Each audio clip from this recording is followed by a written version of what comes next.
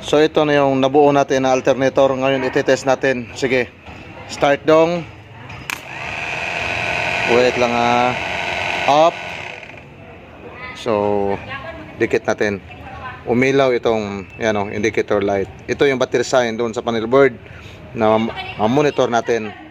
Ito yung ampere gauge. Sige, up. Start uli. Yung battery sign, tingnan nyo, up. So nung start yung ating simulator engine, namatay itong indicator light. Kumarga naman itong ating amperes.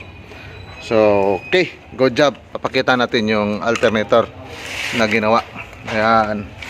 So itong malaking alligator clip, amperes galing ito. Ito naman, itong alligator clip at saka ito, nagmula ito dito sa indicator light na ayun, dito galing yan.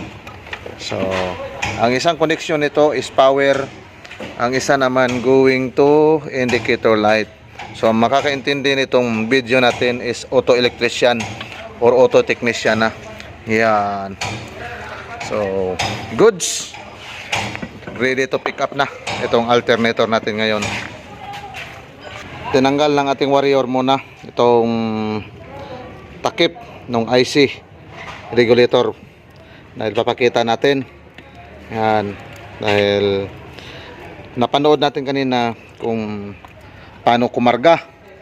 Papasilip natin itong connection para may idea naman yung ating mga followers. Yan, sharing knowledge po. Yan, para makatulong tayo. Dahil kapag ganitong klase na alternator, industrial engine, halos walang mabilhan. Ngayon ang ginawa ito.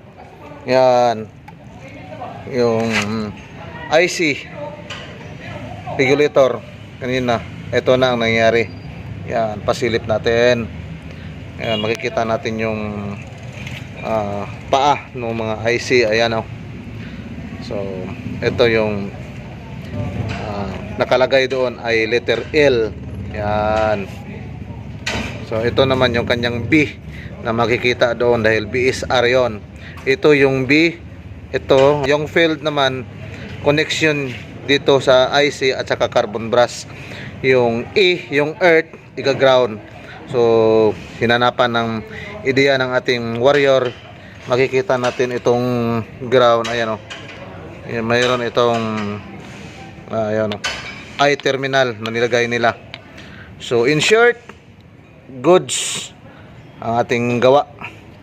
So na-test natin, umarga, namatay yung indicator light during pag start ng ating simulator engine. Good job. Ito yung luma niya na IC. Yan, pinagpuputol-putol. 1, 2, 3. So ang ginawa natin dito na pag-convert is 4 ang lumabas, L, F, E at saka yung B. Yan. I hope nakatulong yung sharing knowledge natin. So sa hindi pa talaga kabisado, ito ay very technical po. Ang talagang makakuha nitong or yung makakaintindi nitong ginawa natin or pinapakita na video ngayon is auto technician. So kapag hindi auto technician, so masakit sa ulo at mahirap intindihin dahil very crucial at very technical. Yan o, yung nakapanood nito, God bless at good luck. So pagka medyo alanganin, pwedeng mag-comment, walang problema. Yan o.